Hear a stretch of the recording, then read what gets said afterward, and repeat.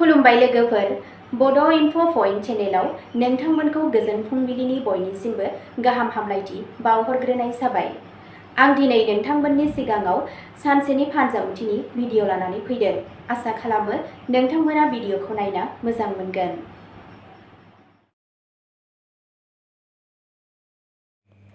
दिनै 14 सेप्तेम्बर 2025 मायथाइ एबा 28 भाद्र दान 1432 मायथाइ। गिबियावनो दङ मेष राशि। दिनै नोंथांनि गोसोआ गोजौ जागोन आरो खामानि थिलियाव गोदान खाबुफोर सोमजिगोन। नोंथाङा बैसोगोराफोरनिफ्राय हेफाजाब मोनगोन। फालांगियाव मुलाम्फा जागोन आरो गोदान बायग्राफोर फैगोन। नखर आरो जुलियारि जिउआव गोरोबलायनाय आरो गोदै थागोन। फरायसाफोरा फरायनायाव जाफुंसार जागोन। सावस्रिया समानथि थागोन, बेखायनो जोथोन ला। रांखान्थियारि थासारिया गोख्रों जागोन। दावबायनायनि खाबुबो दं। नोंथांनि दिनैनि खाफालगोनां दिगआ जादों सा-सानजा, खाफालगोनां अनजिमाया जादों 9 आरो खाफालगोनां गाबआ जादों गोजा गाब। वृषभ राशि। दिनै नोंथाङा नोंथांनि धैर्य आरो खस्थ'नि फिथाइखौ नुनो मोनगोन। साख्रियाव गोबां खामानिनि बज थागोन, नाथाय जाफुंसारनाया रोखा। फालांगियाव बाहागोदारिनिफ्राय नोंथाङा मुलाम्फा जागोन। नखराव गोजोन थागोन। फरायसाफोरा गावनि फरायनायाव गोसो होनो नांगोन। सावस्रिनि फारसे सांग्रां जा। रांखान्थियारि बिथिङाव साननानै थिरांथा ला। नोंथांनि दिनैनि खाफालगोनां दिगआ जादों सोनाब, खाफालगोनां अनजिमाया जादों 4 आरो खाफालगोनां गाबआ जादों गोथां गाब। मिथुन राशि। दिनैनि साना सोरजिलु आरो मोजां जागोन। खामानि थिलियाव गोदान खाबुफोर सोमजिगोन। फालांगियाव रां थिसननाया मुलाम्फा गोनां जागोन। नखर आरो लोगोफोरजों सम हगारनाया गोजोनथाव जागोन। फरायसाफोरा गावसोरनि फरायनायाव गोदान खाबु मोनगोन। सावस्रिया मोजां जागोन। मोजां मोनलायनायनि सोमोन्दोआव गोदै जागोन। रांखान्थियारि महरै बे साना मुलाम्फा गोनां। नोंथांनि दिनैनि खाफालगोनां दिगआ जादों खोला-सानजा, खाफालगोनां अनजिमाया जादों 8 आरो खाफालगोनां गाबआ जादों गलापि गाब। कर्क राशि। दिनैनि साना नोंथांनि थाखाय खाफालगोनां आरो फिथाइगोनां सान। नोंथाङा नोंथांनि खामानि थिलियाव बैसोगोरा सुबुंफोरनिफ्राय मदद मोनगोन। फालांगियाव गोसारनाय आरो मुलाम्फानि मिजिं दं। नखरनि आबहावाया गोजोनथाव जागोन। गावनि लोगोरिजों सोमोन्दोआ गोदै थागोन। फरायसाफोरा फरायनायाव जाफुंसार जागोन। सावस्रिया मोजां जागोन। रांखान्थियारि थासारिया गोख्रों थागोन। दावबायनाया मुलाम्फा गोनां जागोन। नोंथांनि दिनैनि खाफालगोनां दिगआ जादों साहा, खाफालगोनां अनजिमाया जादों 3 आरो खाफालगोनां गाबआ जादों गोमो गाब। सिंह राशि। दिनै नोंथांनि दैदेननाय रोंग'थिखौ दिन्थिनाय जागोन। खामानि थिलियाव लानाय थिरांथाफोरा मुलाम्फा गोनां जागोन। फालांगियाव गोदान रादाय खालामनो हायो। नखर आरो हाबा जानाय जिउआ गोजोन थागोन। फरायसाफोरा फरायनायाव जाफुंसार जागोन। सावस्रि मोजाङै थागोन, नाथाय नारसिननायनिफ्राय गोजानाव था। रांखान्थिनि नोजोरजों साना गोख्रों जागोन। नोंथाङा समाजारि मान आरो मान मोनगोन। नोंथांनि दिनैनि खाफालगोनां दिगआ जादों सा-सोनाब, खाफालगोनां अनजिमाया जादों 7 आरो खाफालगोनां गाबआ जादों खमला गाब। कन्या राशि। दिनै नों खस्थ' आरो नाजानायनि फिथाइखौ मोनगोन। नोंथाङा नोंथांनि साख्रियाव मासि जौगाहोनाय एबा बाखनायनाय मोनगोन।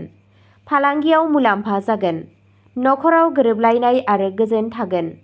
फरायसाफोरा फरायनायाव मोजाङै दिन्थिफुंगोन। सावस्रिया मोजां जागोन। रांखान्थियारि बिथिंजों साना मोजां जायो। नोंथाङा लोगोफोरनिफ्राय मदद मोनगोन। रमान्टिक सोमोन्दोआव गोदै थागोन। नोंथांनि दिनैनि खाफालगोनां दिगआ जादों सानजा, खाफालगोनां अनजिमाया जादों 5 आरो खाफालगोनां गाबआ जादों गोथां गाब। तुला राशि। दिनै जाफुंसारनाय आरो मोजां खाफाल लाबोगोन। नोंथांनि साख्रियाव नाजानाया जाफुंसारगोन। फालांगियाव मुलाम्फा जागोन। नखरजों सम हगारनाया गोजोनथाव जागोन। फरायसाफोरा फरायनायाव जाफुंसार जागोन। मोनसे समानथि सावस्रिखौ लाखि। रांखान्थियारि थासारिया जौगागोन। मोजां मोनलायनायनि सोमोन्दोआ गोख्रों जागोन। नोंथांनि दिनैनि खाफालगोनां दिगआ जादों खोला-सोनाब, खाफाल गोनां अनजिमाया जादों 2 आरो खाफाल गोनां गाबआ जादों निला गाब। वृश्चिक राशि, दिनै नोंथांनि साननायफोरा मुलाम्फा जागोन। नोंथाङा नोंथांनि साख्रियाव गोजौ थाखोनि सुबुंफोरनिफ्राय मदद मोनगोन। फालांगियाव बाहागोदारिया मुलाम्फा गोनां जागोन। नखरनि आबहावाया गोरोबथाव जागोन। फरायसाफोरा बादायलायनायाव जाफुंसार जागोन। सावस्रिया मोजां जागोन। रांखान्थियारि थासारिया दिदोम थागोन। समाजारि हाबायाव बाहागो लायोब्ला नोंथांनि मान आरो सन्मानखौ बांहोगोन। नोंथांनि दिनैनि खाफाल गोनां दिगआ जादों सा सानजा, खाफाल गोनां अनजिमाया जादों 1 आरो खाफाल गोनां गाबआ जादों फान्थाव गाब। धनु राशि, दिनैनि खामानिया थाबैनो जोबगोन। नोंथांनि साख्रियाव प्रम'सन एबा सन्मान मोननायनि सम्भावना एबा जाथावना दं। फालांगियाव गोबां मुलाम्फा जानो हागौ। नखराव गोजोन थागोन। फरायसाफोरा गावसोरनि खस्थ'नि फिथाइखौ मोनगोन। सावस्रिया मोजां जागोन। रांखान्थियारि बिथिङाव साना मुलाम्फा गोनां जागोन। सिगांथिं दावबायनायनि इसारा दं। नोंथांनि दिनैनि खाफाल गोनां दिगआ जादों खोला सानजा, खाफाल गोनां अनजिमाया जादों 6 आरो खाफाल गोनां गाबआ जादों खमला गाब। मकर राशि, दिनैनि साना मोनसे खाफाल गोनां आरो मुलाम्फा गोनां जागोन। नोंथाङा गावनि खामानियाव रोंग'थिजों जाफुंसार जागोन। फालांगियाव जौगागोन। नोंथाङा नोंथांनि नखरनिफ्राय हेफाजाब मोनगोन। फरायसाफोरा फरायनायाव मोजाङै दिन्थिफुंगोन। सावस्रिया मोजां जागोन। रांखान्थियारि थासारिया दिदोम थागोन। नोंथाङा लोगोफोर आरो लोगोफोरनिफ्राय हेफाजाब मोनगोन। नोंथांनि दिनैनि खाफाल गोनां दिगआ जादों साहा, खाफाल गोनां अनजिमाया जादों 3 आरो खाफाल गोनां गाबआ जादों अख्रां गोथां गाब। कुम्भ राशि, दिनै नोंथाङा फोथायनायजों बुंफबनाय जागोन। खामानि थिलियाव गोदान खाबुफोर फैगोन आरो बिबानफोराबो बांगोन। फालांगियाव बाहागोदारिनिफ्राय मुलाम्फा जानो हागौ। नखरनि आबहावाया गोजोनथाव जागोन।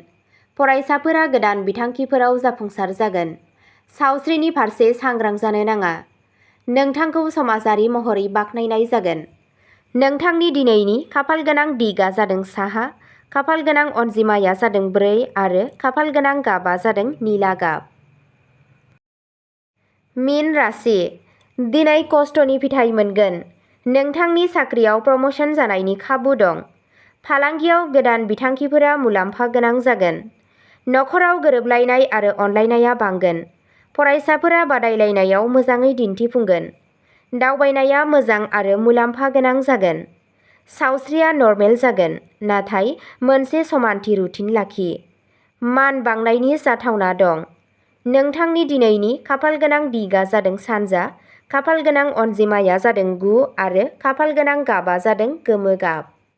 अब्ला दिनैनि राशि फरायथिनाय एबा फानजामुथि फरायथिनाया एसेनोसै। गोजोन्थों।